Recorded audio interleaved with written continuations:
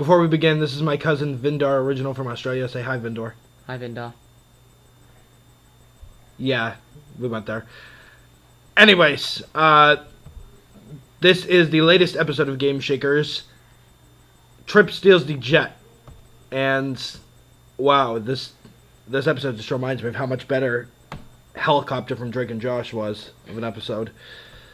So let's do the rundown of the episode. Trip's, Double G, the episode opens with Double G throwing a party in the Game Shakers place, and the place is trashed afterwards. But the funny thing is with this, it looks like they all drunk like soda because one of the girls is drinking the same drink everyone else is drinking, so they're all like hungover on soda. It was kind of. Well, they can't be drinking. You can't show them drinking actual like alcohol. Yeah, but that's kind of stupid. No, it is stupid. They're all like it's supposed to be. They're all sleeping there at 4 o'clock in the afternoon. It's obviously supposed to be heavily implied that they were drinking, and yeah, the fact that they're drinking the same drinks that the girls are drinking, that doesn't make sense. That does actually show how stupid it is, and then. In addition to that, we have, for a moment there, I thought the actor who plays Bunny wasn't going to be in the episode because, they have him hidden under a pile of, donut pillows. And, I was like, okay, it's stupid, but at the same time, it's one less of the bodyguards to have to deal with. They don't even have the bodyguards as regulars. I still don't get it. Because, what is funny about these two guys? One is a complete and total moron. The other shouts everything out at the top of his lungs every single time he speaks. So, you see? and then that half-witty joke, what the duck? As she walks in and sees the duck, it's like, oh my god. Yeah, I laughed because I laughed because that was stupid. There's no reason for that to be in the even show. There was a joke where I laughed because of how stupid it was, not because it was funny. And then there's another point where she says, Kenzie says, something is bull shark or something, and then, Babe goes, I wouldn't have said shark. Sugar. This is bull sugar. I wouldn't have said sugar. I'll admit, that joke was funny. That was. And then, just because Kel Mitchell is funny, his overreactions to everything, they're funny. But everything else, I mean, basically, Trip's rich friends who are complete and total snobs and jerks show up, and they're treating Hudson like a servant, which there's a point in this episode where he gets his fist stuck in his mouth, and I almost thought that was a saving grace because, oh good, then that means the rest of this episode we don't have to hear him talk. Nope! That doesn't work either! So they want to go see they want to go to Florida to see Gwyneth Paltrow box a kangaroo. I'm from Australia. I'm from Australia, and if you box a kangaroo in one kick, you will die. Just saying. Had to put that in there. You have a very good chance of dying. And let's see, but they don't have a means of getting there, except they're gonna take a private jet. Trip's gonna go with his two friends on a private jet of theirs, but then and Babe says, well, we have Double G's private jet. We can take that. Because she's trying to impress them. So they get the pilots to take them to Florida. We don't even see the match, mind you. Instead, we see the map animated with a kangaroo animation. We hear the announcer talk about the fight and how, Gwyneth Paltrow's instantly knocked out. Of course, we were never going to see the fight because why the hell would Gwyneth Paltrow agree to have her ass get kicked by a kangaroo in a show on Nickelodeon? So they're heading back, and then the co-pilot annoys the living hell out of the other pilot by giving him a wet willy to the point that it forces them off. It forces the main pilot to jump off the plane. He puts on a parachute to jump out of the plane, and then the co-pilot's trying to stop them. They both fall out of the plane. It may actually be implied that the co-pilot actually is unable to hold on to the pilot and dies as a result. I mean, they don't obviously show that or indicate that. It makes you think that they jump out of the plane and that the co-pilot's still holding on to him. Obviously, because they can't show death on a show, at least not. Well, yeah, there have been shows on Nickelodeon that have showed death before. I mean, you had Avatar and Legend of Korra, but those are animated shows. And then you have You have House of Anubis, which like, yeah, they have death, although they do. Yeah, but they don't show a guy falling from a plane and hitting the ground, so kind of. They're not going to show that, obviously, and so like that leaves the 3 kids. That leaves the 5 kids on the plane, and they have to land it. They have to land it. And Trip, because he's so good at playing that video game involving flying a plane, that it shouldn't be a problem for him to land it. Now there's a kids movie I saw a long time ago called Junior Pilot, or Final Approach as it's also called, in which kids are traveling to the Smithsonian in Washington, D.C. over a plane. And then they think there's a terrorist on board his plane to hijack it. So, a bunch of stuff happens. And this is actually not a bad movie, I think. It actually kind of plays it straight and makes it work. In a way that, like, it's not making it too serious, but it's not being childish about it.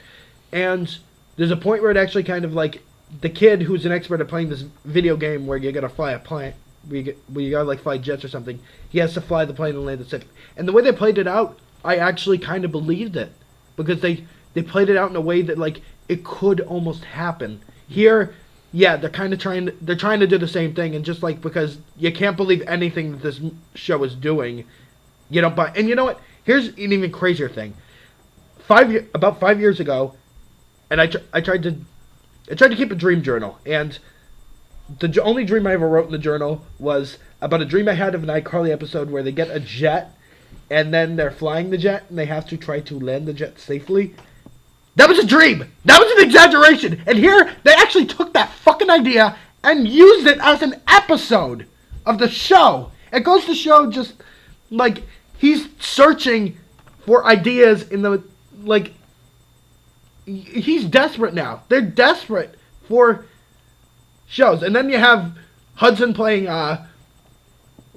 waiter, or rather stewardess, to the 2 snobby friends, and It's really dumb.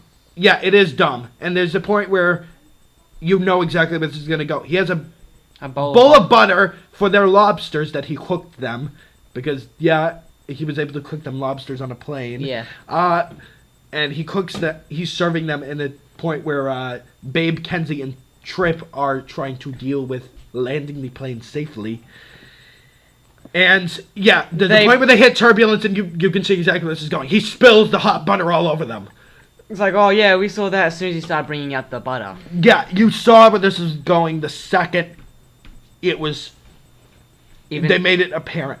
Yeah. So and then literally as soon as he has the butter in his hand, saying, "This is hot butter for your lobsters," and they're like, "We don't need a whole bowl of butter for our lobsters." It's like this. My mum always said, "More butter the better." It's like, so stupid. And then you get a point where, and also like aside from like I've said, Cal Mitchell, he's not just the only good thing in this episode, in the show, because like I think Benjamin Flores Jr., who plays Trip, he's trying his best. And then they have I almost said PZB, which was his character on Sam and Cat. Trip goes into the terminal, and they constantly have this joke where he's like getting the air traffic control guy is getting tangled up continuously getting tangled up in the wire. It's not funny. And he's not even actually getting, he says... Yeah, his reaction... He's like, "Oh, you're killing me!" And then there's a point where, the cord's going across his mouth. There's like, a point... "Oh, you're killing me!" Yeah, that won't kill you. Ever. And then there's a point where, like, they do some kind of gag in which, like... And this kind of got a laugh at me, because, once again, his reaction is the only fun... The reaction, the way he's overacting it is funny. The only thing that's funny. There's a point where, like, he slaps the cotton candy out of, like, Bunny's hand, and then Bunny turns to the ground to pick it up. That itself is not funny, but then him yelling for him to leave it behind and just like they put the cotton candy on the ground. That is funny. That is where somebody got it. Oh my god. Because, like I said, the other gag in the episode where Bunny's asking to go use the bathroom, and he's like, "You're a grown man." When he's yelling, he's a grown man. Man, that's also funny. Because, like, yeah, it's just playing on not only how stupid it is, but at the same time, it's his reaction is, because it's so over the top, carrying it. Sort of. Well, not carrying it, but obviously standing out as a good thing as opposed to everything else. And then... Well, I just want to point out that they show you, like, the plane in the sky and everything. It's the most fake plane I have ever seen in my life.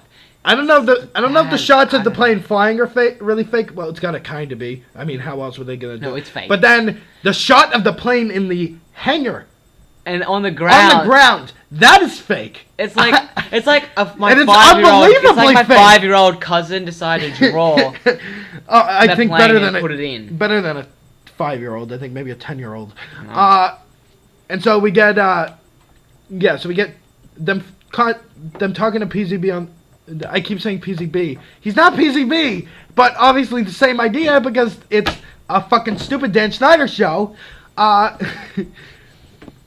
You have Trip in the in the terminal, and he's talking to them through the microphone, and Kenzie is actually really the only one trying to keep everyone sane in the situation. And we get to the point that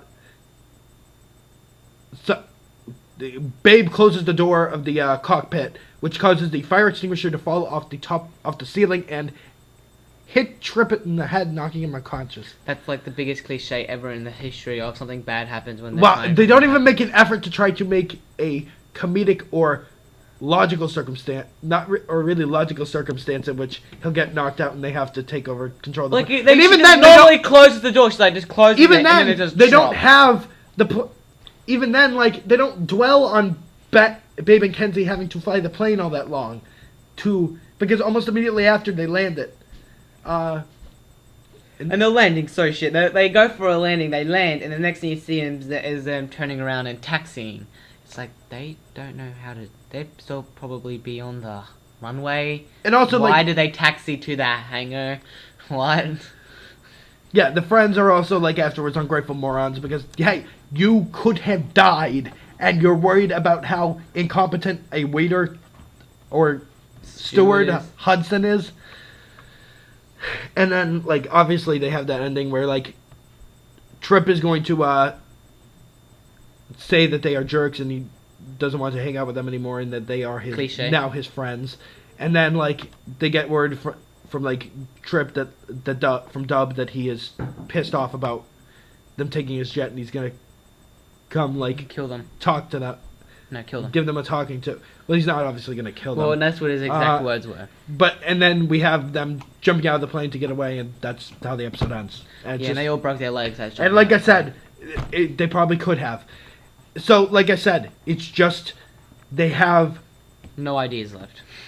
Aside from no ideas, but just the fact that, like, it makes you think that... It actually makes you really appreciate how good an episode of Drake and Josh, like, Helicopter... As much as... Now, granted, when shows have gotten bad... When episodes of shows have gotten bad, they've gotten very, very bad. I mean, like... Victorious episodes like Hell and Back Again and Driving Tori Crazy. They are... not only the worst episodes of the show, they are phenomenally bad episodes of those shows. And then an episodes of iCarly, like probably I Look Alike, and then definitely I Pair Store. Don't you dare. They are just like, I can't fathom it. I really fucking can't fathom it. And I've said that many times now because it's still true. I can't fucking fathom it.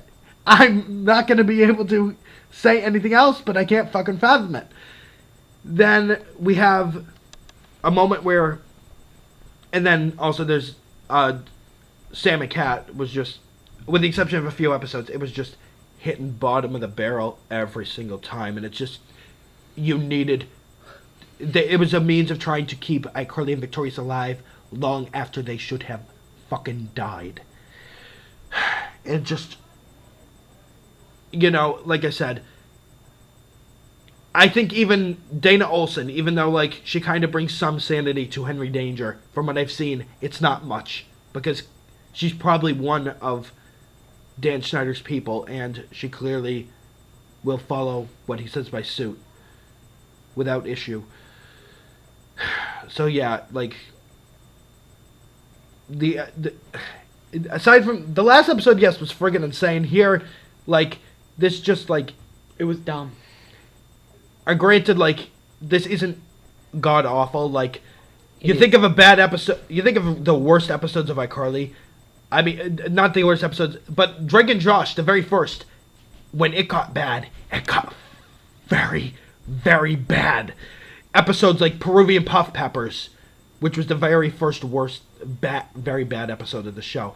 And then also there was The Wedding, Theater Thug, Treehouse. Treehouse was as bottom of the barrel as you could possibly get. And then we got Merry Christmas, Drake and Josh, which just also really just clinched how fucking sick and tired you were of how really bad, of the really bad episodes of Drake and Josh, and how like just they didn't just get like I said, they didn't just get bad, they got very noticeably god awful, fucking awful. Yeah, so that's pretty much, like I said, this doesn't make me anywhere near as angry as those did, but still, it's just it gets you to the point where like you just think to yourself, I'm done. I'm really kind of done at this point. But at the same time, even though like I feel like quitting now, I'm gonna keep going because I want to be able to see this through. So thanks for watching, you guys. See you at the next one. Catch you on the flip side.